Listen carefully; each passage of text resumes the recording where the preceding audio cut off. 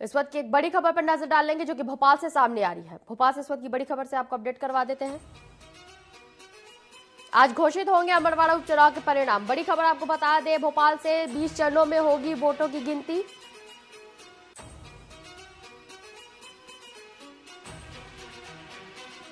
मतगणना स्थल त्रिस्तरीय सुरक्षा। 10 जुलाई को हुआ था मतदान।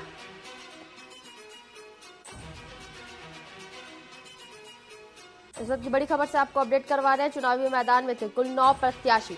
आज अमरवाड़ा उपचुनाव के परिणाम आने वाले हैं। 10 जुलाई को मतदान हुआ था।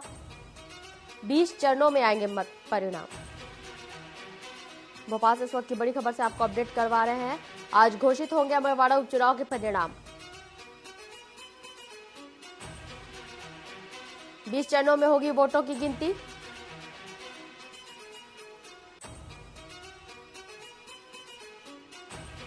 मतगणना स्थल पर त्रिस्तरीय सुरक्षा की व्यवस्था की गई है। 10 जुलाई को हुआ था मतदान, जिसके आज परिणाम घोषित होने वाले हैं। आपको बता दें, चुनावी मैदान में कुल 9 प्रत्याशी। 10 जुलाई को हुआ था मतदान।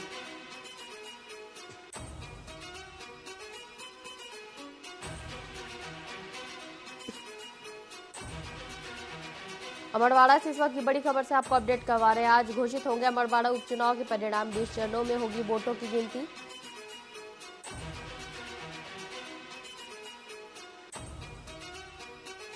मतगणना स्थल पर त्रिस्तरीय सुरक्षा की व्यवस्था की गई है।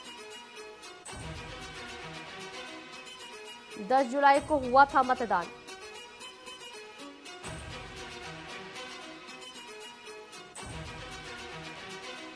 चुनावी मैदान में कुल 9 प्रत्याशी उतरे थे।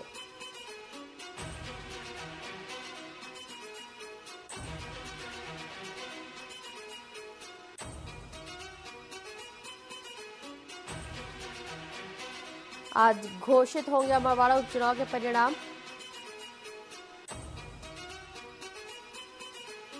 20 चरणों में होगी वोटों की गिनती।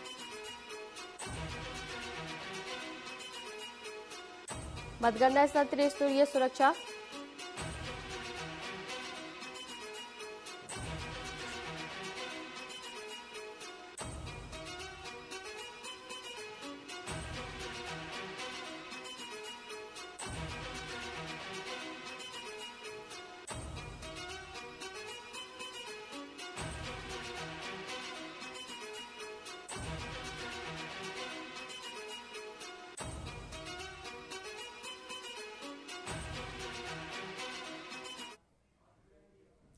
इस खबर पर अधिक जानकारी के लिए अमरवाड़ा से हमारे संवाददाता अविनाश सिंह हमारे साथ जुड़ चुके हैं। जी अविनाश, अमरवाड़ा में आज उपचुनाव के नतीजे घोषित होने वाले हैं, इसको लेकर क्या कुछ जानकारी सामने आ रही है?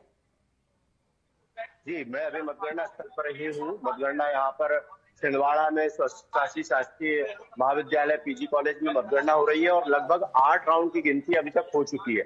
शुरुआती 3 राउंड में भाजपा के कमलेश शाह, जो कि कांग्रेस से लोकसभा चुनाव के पहले कांग्रेस से विधायक रहे और उन्होंने भाजपा का दामन थामा, उसके बाद से वे भाजपा में थे और उन्हीं अमरवाड़ा के उपचुनाव इस बार हुए।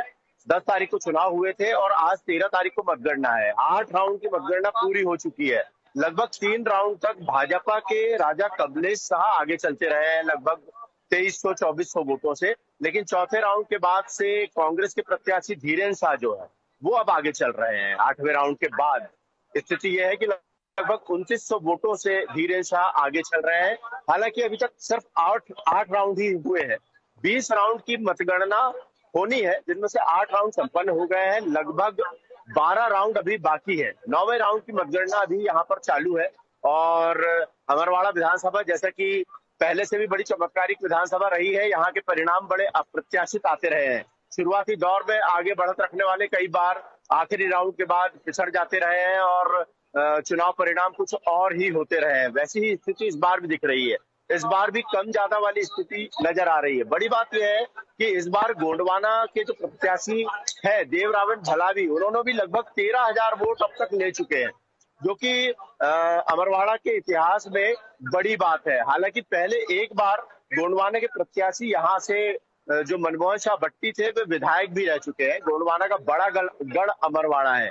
हालांकि एसटी सीट होने के कारण तीनों ही प्रत्याशी आदिवासी हैं और एक कड़ी टक्कर जैसा कि लग रहा था। पूरा प्रशासन, सरकार, खुद मुख्यमंत्री डॉक्टर मोहन यादव लगातार अमरवाड़ा उपचुनाव में आते रहे और भाजपा प्रत्याशी के पक्ष में उन्होंने प्रचार किया।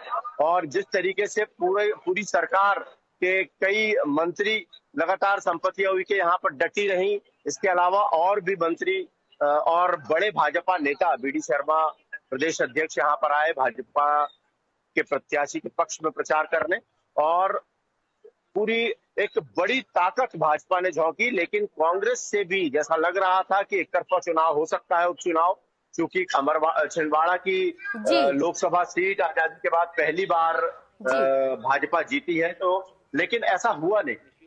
कड़ी टक्कर देखने को मिल रही है। अविनाश जी, तमाम जानकारियों के लिए आपका धन्यवाद।